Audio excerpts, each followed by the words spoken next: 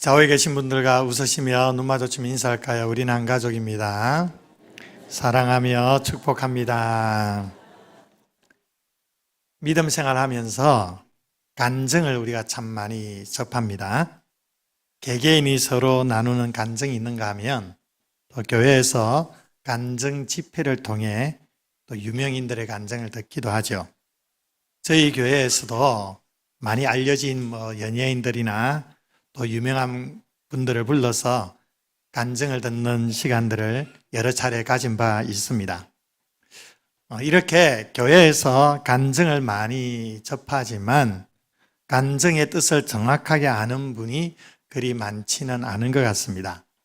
이 간자는 한자로 범할 간자로 씁니다.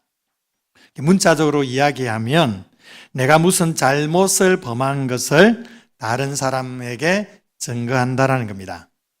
나의 허물을 다른 사람 앞에서 이야기하는 것입니다. 신학적으로 좀 더 풀어서 이야기한다면 하나님을 만난 후에 발견한 자신의 허물과 잘못됨, 그리고 그 이후에 하나님을 만남으로 말미암아 그 잘못을 어떻게 고쳐나갔는가 하는 그 변화를 사람들에게 이야기하는 것을 간증이라고 하죠. 오늘날 교회 안에 간증에 대한 잘못된 두 가지의 태도가 있습니다.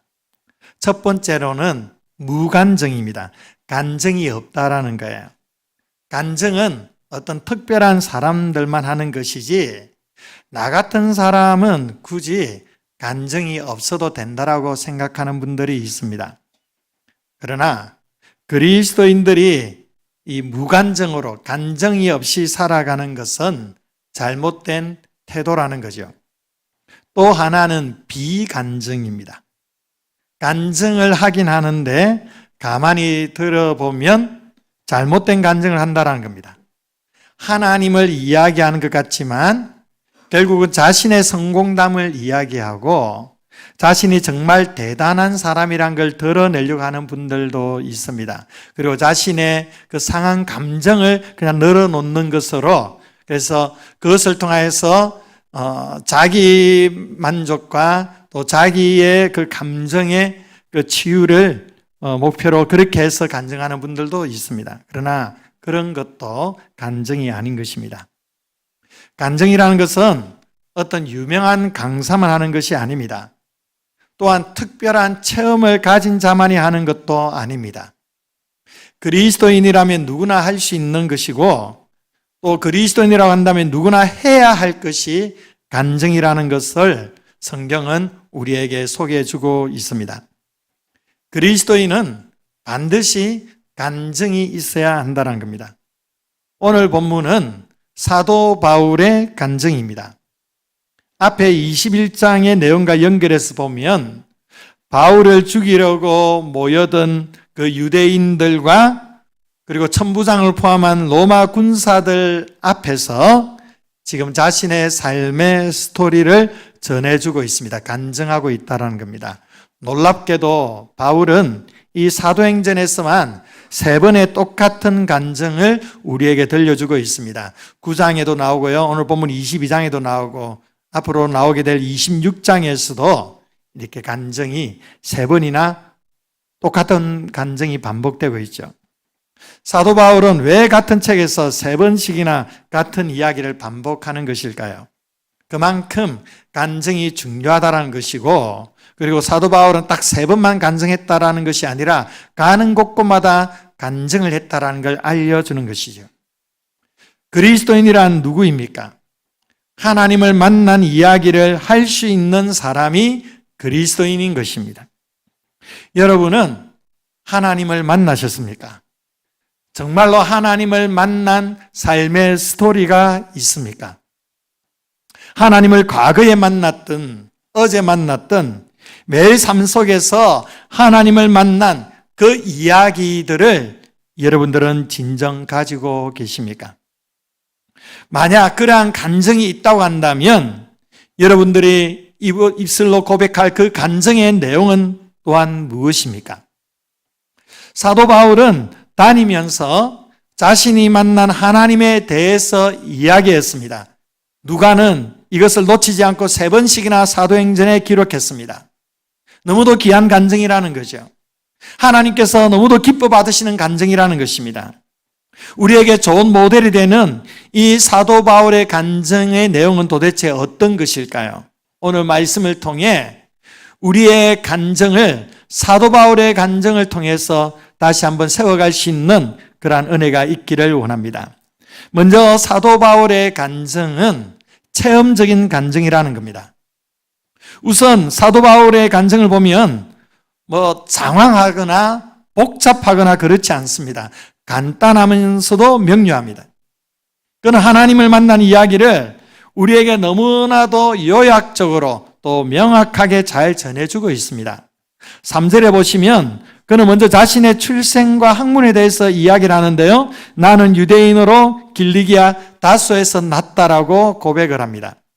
자신은 태어나면서부터 유대인이었다라고 말합니다. 그리고 길리기아 다소에서 자라났다라고 합니다. 이 다소라는 곳은 21장 39절에 가보면 소읍이라는 표현이 있습니다. 시골이라는 거예요. 그래서 다소는 이 시골촌이 아니다, 소읍이 아니다, 시골촌이 아니다라고 바울이 얘기했습니다. 그러니까 우리나라로 치면 바울은 서울이나 대전이나 대구나 부산 같은 다 알만한 도시에서 태어나서 교육을 받은 사람이라는 겁니다. 그리고 그는 가말리엘의 문화에서 학문을 배웠다라고 고백하죠. 그 당시 유대인의 학파 중에 큰 2가지의 학파가 있었습니다. 힐렐 학파와 샴마이 학파가 있습니다. 이 두 학파 중에 학문을 주도했던 학파가 힐렐 학파였습니다. 힐렐 학파가 주류였고 샴마이 학파가 비주류였습니다. 그리고 이 힐렐 학파 가운데 가장 뛰어난 학자가 바로 가말리엘이었습니다.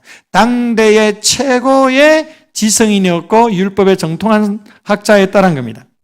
그 당시에 하나님의 율법에 대해서 정통하게 배우기를 원하는가? 그러면 가말리엘 문화에 가서 배워라라는 말이 있을 정도였다고 합니다.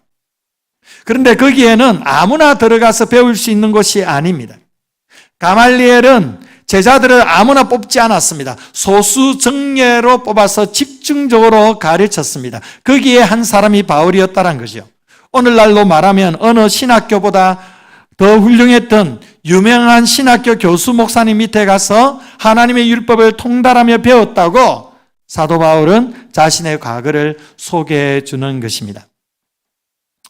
그리고 참으로 중요한 과거 한 가지 이야기를 사도 바울이 더 하고 있는데요.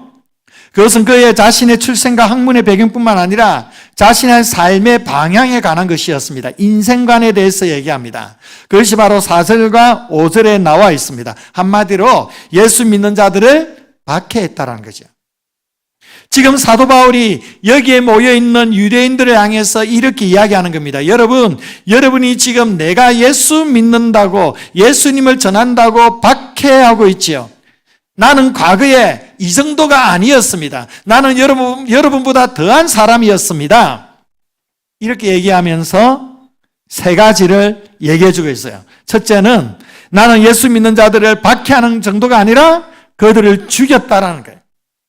두 번째로 수많은 남녀노소 예수 믿는 자들을 잡아다가 옥에 가두었고 이 일에는 대제사장과 장로들이 내 증인이다. 지금 그 증인들이 있다라는 거죠. 그리고 거기에서 만족하지 아니하고 다메섹에 예수 믿는 사람들이 많다는 소문을 듣고 예수 믿는 자들의 씨를 말리기 위해 대제사장에게 위임을 받아 다메섹으로 갔다라는 것이죠. 내가 이런 사람이었다라는 겁니다. 사도 바울은 지금 간증을 하며 지금 이 간증을 듣고 있는 청중들과 자신을 동일시하고 있습니다. 당신들이 예수님을 핍박했습니까? 나도 당신들 못지않게 예수를 핍박했던 사람입니다. 이렇게 얘기하는 거예요. 간증에는 이러한 요소가 있어야 됩니다. 간증이 효력이 있으려면 나는 여러분과 차원이 다른 사람입니다. 이렇게 접근하면 안 되는 거예요. 나도 여러분처럼 세상만 보고 살았던 사람입니다. 돈이 전부인 것처럼 더 많은 돈을 벌기 위해 혈안이 되어 살았습니다. 나는 노는 것이 정말 좋았습니다. 부어라 마시라 하며 쾌락을 즐기면서 그렇게 저의 젊은 인생을 보냈습니다. 이렇게 간증에는 이러한 자신의 치부를 드러내는 부분들이 있어야만 합니다. 그래서 듣는 사람들로 하여금 나도 여러분과 동일한 그런 삶을 살았다는 것을 알려줄 때, 말해줄 때에 거기에 사람들이 공감하게 되는 것이죠. 그 간증에 공감하게 되는 것입니다. 그런데 중요한 것은요, 사도 바울은 자신의 간증을 여기서 끝내지 않습니다. 그들과는 다른 한 가지를 이야기해 줍니다. 이전에는 그들과 동일한 삶을 살았지만 이제는 다르다는 것입니다. 나도 당신들과 똑같은 사람이었습니다. 율법에 대해 열심히 있었고 유대인 중에 유대인이었고 예수 믿는 자들을 핍박했고 하나님을 열심히 섬기기 위해 노력했던 사람입니다. 그러나 내게는 당신들과 다른 점이 한 가지 있습니다. 바로 이 예수님을 만났다는 사실입니다. 내가 그렇게 박해했던, 핍박했던 예수님을 내가 만났습니다. 그는 그 사건을 6절에서 이렇게 이야기해 줍니다. 6절과 7절을 우리 함께 읽어볼까요? 시작. 가는 중 다메섹에 가까이 갔을 때에 오정쯤 되어 호련히 하늘로부터 큰 빛이 나를 둘러 비치매 내가 땅에 엎드려져 들으니 소리 있어 이르되 사울아 사울아 네가 왜 나를 박해하느냐 하시거늘. 아멘. 그는 다메섹을 가다가 빛을 만났습니다. 여러분, 우리가 캄캄한 밤에 갑자기 환한 빛을 강하게 만나게 되면 눈이 부셔서 눈을 뜰 수가 없는 그런 상황을 경험할 수가 있죠. 그런데 사도 바울은 지금 정확하게 이 부분을 소개하고 있는데 그때가 캄캄한 밤이 아니라 정오쯤이었다는 겁니다. 해가 가장 밝은 때였습니다. 그런데 이 태양과는 비교도 되지 않는 밝은 빛이 하늘에서 갑자기 사울에게 쏟아져 내렸다는 겁니다.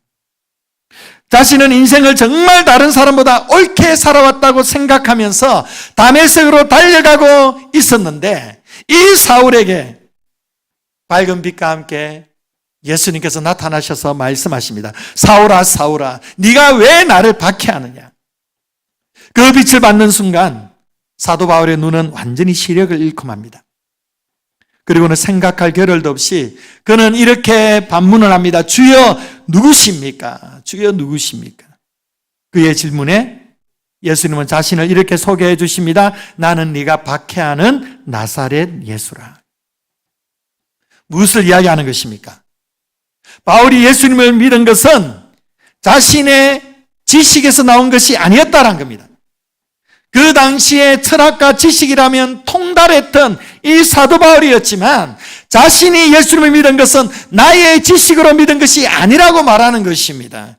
자신이 가지는 지혜와 지식으로 성찰을 통해 알게 된 것이 아니라는 겁니다. 그의 논리 때문에 믿은 것도 아니고 그의 철학을 통해서 믿은 것도 아니었습니다. 그는 불가항력적인 초자연적인 그 방식으로 예수님을 체험했습니다. 사도 바울은요, 과거에 하나님을 학문적으로만 알았습니다.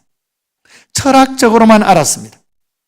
어릴 때 부모 밑에서 종교 생활하며 종교적으로만 하나님을 알아왔습니다. 그러나 이 다메섹 도상에서 그는 하나님을 만났다고, 체험했다고 고백하고 있습니다. 여러분, 이것이 중요한 것입니다. 오늘날 수많은 교인들이 하나님을 안다고 합니다. 그리고 하나님을 믿는다고 합니다. 하나님을 믿습니까?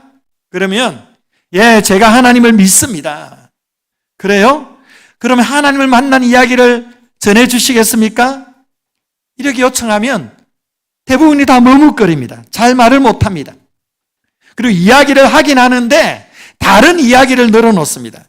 예, 목사님, 저 하나님을 믿습니다. 우리 집안이 3대째 예수 믿는 집안입니다. 우리 부모님이 교회에서 중직자로서 믿음 생활 잘하고 있습니다. 저는 어릴 적부터 교회에 열심히 다녔어요. 봉사도 많이 했습니다. 참 많은 이야기가 나오지만 결정적인 이야기가 없는 것입니다. 예수님을 만난 이야기가 없는 거예요. 오늘날 이러한 교인들이 한국 교회 안에 얼마나 많은지 모릅니다. 여러분은 어떻습니까? 여러분은 정말로 예수님을 만나셨습니까? 예수님을 만나셨다면 언제, 어디에서, 어떻게 만나셨습니까? 여기에 여러분들은 대답할 그 스토리가 준비되어 있습니까? 우리가 하나님을 만난 그 사건을 다른 사람에게 이야기할 수 없다면 진정으로 하나님을 만난 것이 아닐 수도 있습니다. 머리로만 아는 것입니다. 종교적으로만 하나님을 안다고 생각할 뿐입니다. 하나님을 만난 이야기를 우리가 할 수 있어야 합니다. 오늘날 교회 안의 비극이 무엇입니까? 예수님을 만난 것도 아니고 안 만난 것도 아닙니다. 예수님을 믿는 것도 아니고 안 믿는 것도 아닙니다. 교회를 안 다니는 것도 아니고 하나님을 그렇다고 만난 체험이 있는 것도 아닙니다. 이것도 아니고 저것도 아닙니다. 예수님을 만난 체험이 없는 겁니다. 예수님은 하나님의 아들이라고 머리로는 믿습니다. 우리 죄를 위하여 십자가에 달려 돌아가셨다는 것도 잘 알고 있습니다. 그런데 그 예수님을 막상 만난 적이 없는 것입니다. 과거에 만난 체험도 없고 어제 만난 체험도 없고 한 달 전에 만난 것도 더더욱 기억에 없습니다. 예수님을 만난 이야기를 하라고 하면 엉뚱한 이야기만 늘어놓습니다. 때로는 자신의 8차 타령만 하고 자신의 감정만 드러내려고 하는 그런 이야기들만 넘칠 때가 있어요. 예수님을 만난 이야기를 못하는 것입니다. 바로 경험이 없기 때문입니다. 여러분, 이것은 신앙생활 아닙니다. 이렇게 신앙생활하면 우리 안에 능력이 없는 것은 너무나 당연한 일입니다. 여러분, 주님을 만나셨습니까? 지금도 그 주님을 만나고 계십니까? 예수님을 만난다는 사실이 얼마나 기쁜 일입니까? 얼마나 감격적이고 얼마나 충격적인 일입니까? 그분을 만나는 것이 얼마나 마음의 평화를 가져다 주는 것입니까? 예수님을 만나면 이 세상에 어떤 고난이 닥쳐와도 문제가 없습니다. 예수님을 만나는 것이 우리의 삶의 능력인 것입니다. 예수님을 만날 때에 치유가 있습니다. 예수님을 만날 때에 진정한 용서가 있는 것입니다. 예수님을 만날 때에 이 세상이 줄 수도 없고 세상이 알 수도 없는 하늘의 놀라운 기쁨과 평강이 우리의 심령 가운데 흘러 넘치게 되는 것입니다. 간증이란 사실 나의 이야기가 아닙니다. 내가 하나님을 만난 하나님의 이야기를 다른 사람에게 하는 것입니다. 하나님의 관에 들은 이야기를 하는 것이 아닙니다. 하나님을 직접 경험한 이야기입니다. 체험적인 간증. 그것이 바로 사도 바울의 간증이었고 또한 이것이 하나님께서 오늘 우리에게 원하시는 간증이라는 것입니다. 또 두 번째로 본문이 우리에게 가르쳐주는 간증은 체험적일 뿐만 아니라 계시적이라는 것입니다. 계시적 체험이 중요하다는 겁니다. 그러니까 우리의 간증이 어디에 근거한 체험이냐 하는 것이 중요하다는 겁니다. 체험에는 근거가 있어야 됩니다. 그 근거가 말씀이라는 거예요. 만약에 그렇지 않다면 이 체험은 하나의 주관적인 체험으로 끝나버리게 되는 것입니다. 많은 사람들이 간증하는 것을 보면 하나님의 말씀에 근거하지 아니하고 자기 감정만을 늘어놓을 때가 많습니다. 유명한 분들의 간증을 들어봐도 이런 경우들도 참 많이 보게 됩니다. 간증은 내 체험에서 물론 나와야 하지만 또 하나 중요한 것은 그것이 계시된 하나님의 말씀에 근거해야 된다는 겁니다. 계시라는 것이 무엇입니까? 계시라는 것은 열어 보이는 것을 말합니다. 비밀은 감추어진 것입니다. 숨겨진 것입니다. 복음은 비밀이라고 했습니다. 그런데 하나님께서는 그 복음의 비밀을 감춰두지 않으셨습니다. 그것을 드러내셨습니다. 열어주셨습니다. 우리에게 알려주시고 깨닫게 하셨습니다. 이것을 가리켜 계시라고 말하는 겁니다. 바울이 하나님을 먼저 찾아간 것이 아닙니다. 바울이 하나님의 이름을 먼저 부른 것이 아닙니다. 하나님께서 직접 나타나셔서 바울에게 계시해 주셨습니다. 여러분, 이것이 종교와 복음의 차이입니다. 종교는 무엇입니까? 종교는 한마디로 내가 하나님을 찾아가는 겁니다. 그럼 복음이 무엇일까요? 복음은 하나님이 우리를 찾아오시는 것입니다. 모든 종교는 방법이 잘못된 거예요. 선행을 통해서나 아니면 철학을 통해서나 어떠한 열심을 통해서든지 인간의 편에서 하나님을 찾으려고 하는 것이 종교입니다. 그런데 문제가 무엇인지 아십니까? 그 방법으로는 하나님께 갈 수가 없다라는 거예요. 우리의 노력으로 우리가 하나님을 찾아갈 수가 있다고 한다면 하나님께서 굳이 인간의 몸을 입고 이 땅에 찾아오실 필요가 없는 것입니다. 그러나 그것이 불가능하기 때문에, 우리가 하나님을 찾는 것이 불가능하기 때문에 하나님께서 친히 우리를 만나러 찾아오셨다라는 것입니다. 여러분, 사도 바울이 예수님을 찾았습니까? 아니에요. 바울은 지금 예수 믿는 자들을 박해하기 위해서, 결박하기 위해서 다메섹으로 가고 있는 중입니다. 이렇게 예수님을 핍박하기 위해 다메섹으로 가던 사울에게 예수님이 나타나신 것입니다. 여러분, 이런 것이 간증의 토대가 되어야 합니다. 나를 찾아오신 하나님, 나에게 말씀하신 하나님, 그 진리의 말씀이 근거가 될 때 그 간증을 통하여 예수 그리스도가 드러나게 되는 것입니다.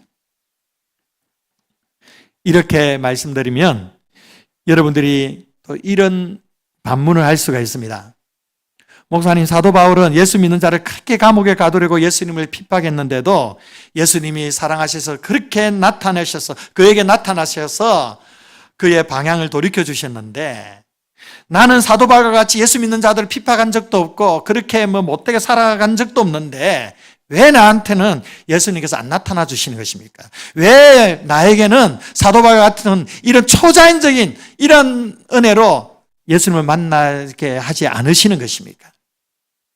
그렇게 질문하시는 분들이 의외로 많습니다. 제자훈련하면 제일 첫 시간이 서로 간증을 나누는 시간을 가집니다. 간증을 어떻게 기록해야 되고, 그 기록한 그 간증을 서로 나누는 시간을 가지는데, 처음에 굉장히 어려워하는 부분이 이겁니다. 나에게는 이런 초자연적인 어떠한 신비한 체험이 없는데 뭘 이야기할까? 그러나 반드시 간증은 초자연적인 체험일 필요는 없습니다. 중요한 것은 하나님께서 찾아오셨다는 거예요. 하나님이 우리를 만나주셨다는 겁니다. 여러분, 하나님께서 정말 우리에게 찾아오시지 않으신 걸까요? 반드시 사도 바울처럼 이렇게 해야만 찾아오시는 걸까요? 그렇지 않습니다. 성경을 자세히 읽어보면 그 말은 틀린 말이에요. 성경에 나타난 하나님은 어떤 하나님이십니까? 하나님은 언제나 찾아오시는 하나님이셨습니다. 우리에게 자기를 열어 보이시는 하나님이셨습니다. 우리에게 자신의 뜻을 계시해 주시는 하나님이세요.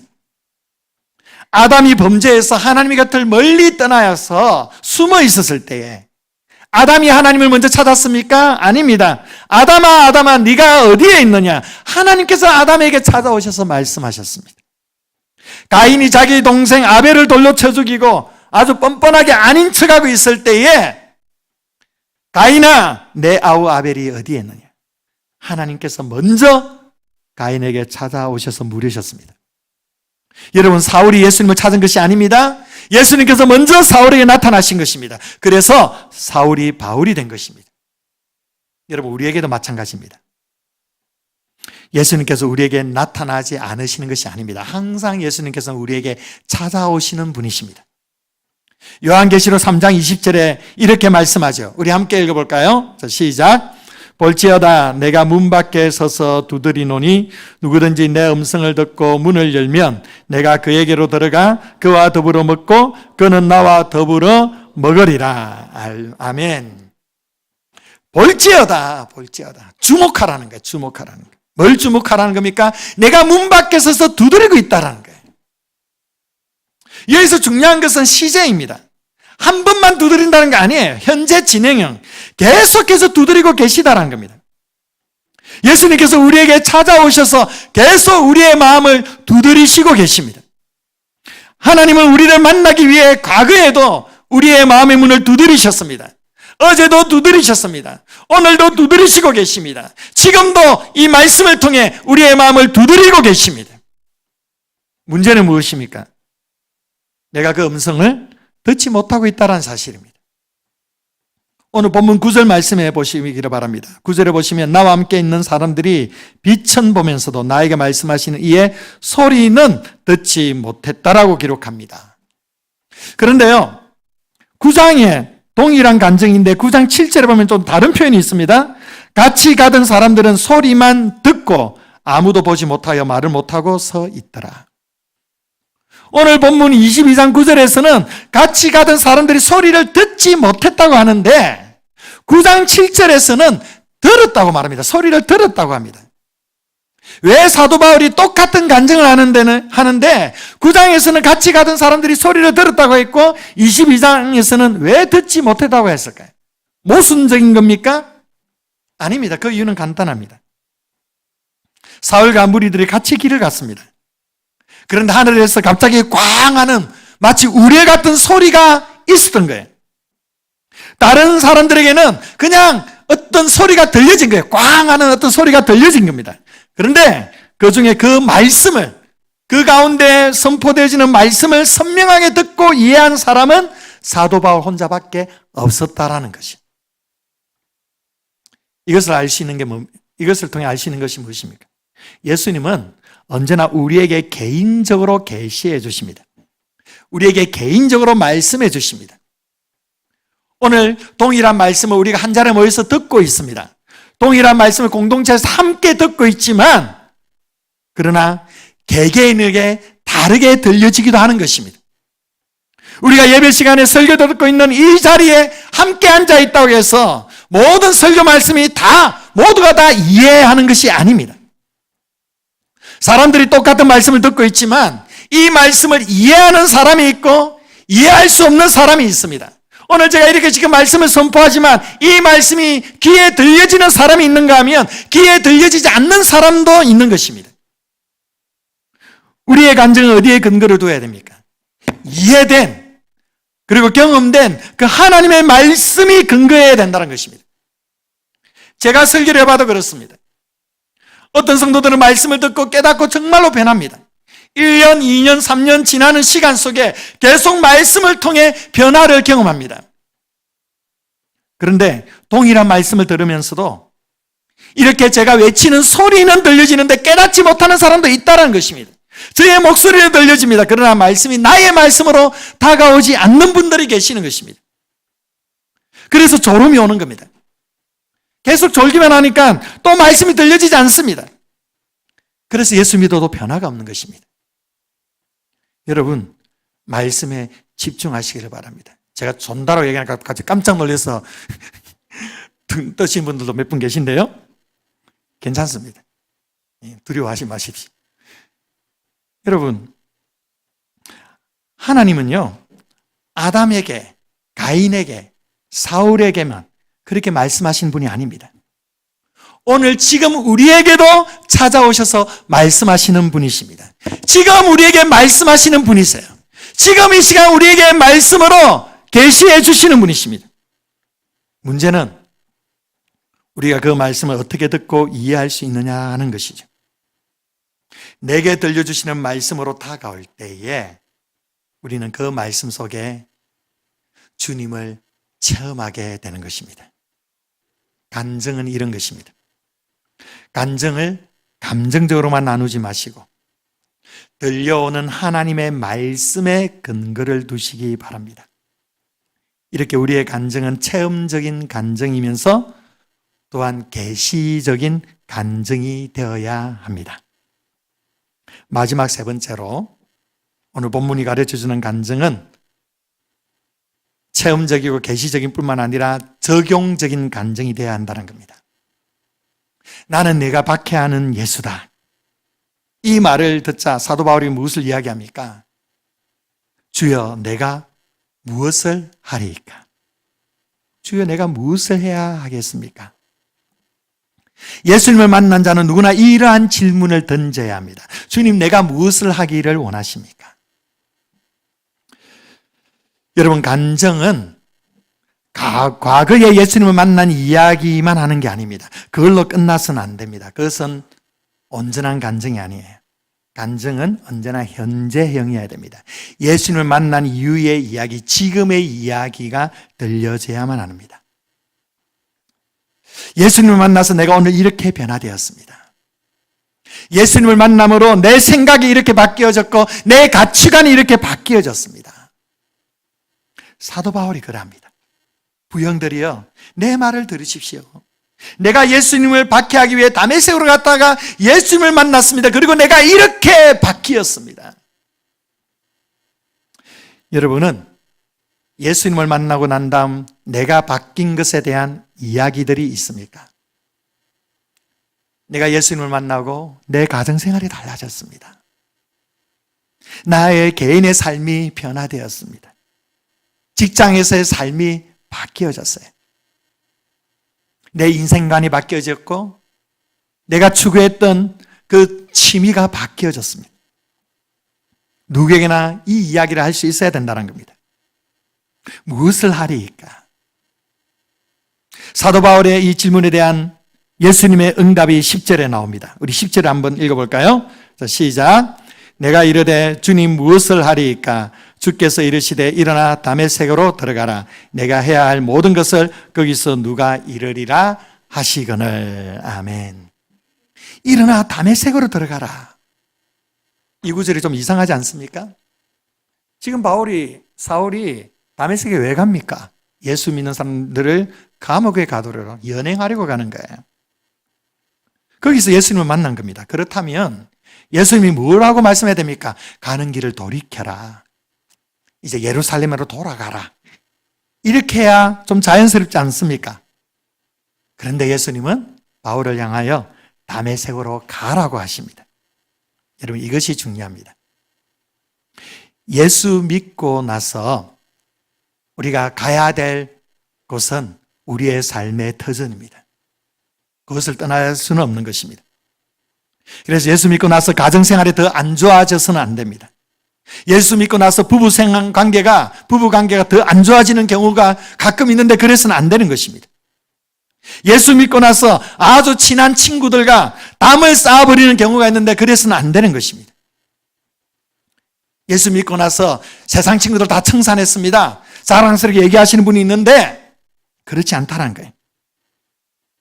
여러분, 예수 믿고 나면 세상을 등지는 것이 아닙니다. 예수 믿고 나서도 지금까지 사귀던 술 친구와 그대로 만나야 됩니다. 예수 믿고 나서도 그대로 사이가 좋지 않은 가족들, 친지들과 같이 잘 지내야 합니다. 그러나 중요한 것이 무엇입니까? 다메섹이라는 장소는 바뀌지 않았지만 그 목적이 바뀌었어요. 이전에는 다메섹으로 예수 믿는 자들을 핍박하기 위해 갔지만 이제는 예수님의 말씀을 듣기 위해 그곳에 있는 성도들을 격려하기 위해 다메섹을 향해 가는 것입니다. 여러분, 예수를 믿으면 이렇게 목적이 바뀌는 거예요. 예수 믿고 나서도 환경은 전혀 달라지지 않습니다. 환경은 똑같습니다. 그러나 우리의 삶의 목적이 바뀌어지는 겁니다. 왜 술 친구를 그대로 만납니까? 같이 즐기기 위해서가 아닙니다. 옛 생활을 끊어버렸지만 한 사람이라도 그들을 주님 앞에 인도하기 위해 그들을 만나는 것입니다. 왜 나를 힘들게 하는 남편이나 왜 나를 힘들게 하는 그러한 가족 친지들과 계속 더불어 잘 지내야 됩니까? 다른 이유가 아닙니다. 주님의 말씀으로 인도하기 위해서 우리는 그 삶의 자리로 나아가야 하는 것입니다. 바로 이것이 예수 믿고 난 이후에 우리의 삶의 변화입니다. 사랑하는 성도 여러분, 정말 예수님을 만난 체험적인 사건이 있습니까? 말씀을 통해 주님의 음성을 들어보셨습니까? 그리고 예수님 만난 이후 계속되는 삶의 스토리가 있습니까? 혹여나 나에게 종교적인 껍질만 있고 머리에 지식만 있지 하나님을 만난 체험이 없어서 우리 마음이 메마르고 남들에게 이야기할 거리가 없으신 분들이 계십니까? 그렇다면 오늘 이 시간에 이 말씀 앞에 가슴 아파할 수 있기를 바랍니다. 그리고 다메섹 도상에서 애타게 사울의 이름을 부르시던 그 주님의 음성을 들을 수 있기를 바랍니다. 우리의 마음의 문을 두드리시는 그 주님께 마음의 문을 여시고 그 음성에 귀를 기울이시기를 바랍니다. 그래야 할 때 우리의 삶의 간증은 아름답게 펼쳐져 가게 될 것입니다. 사랑하는 성도 여러분, 지금도 여전히 예수님을 기다리고 있는 사람들이 있습니다. 예수님을 만나서 변화된 우리의 간증을 듣기를 원하는 사람들이 여전히 우리 주변에 있는 것입니다. 여러분, 간증하십시오. 여러분의 자녀들에게 여러분이 만난 예수님에 대해 간증해 주십시오.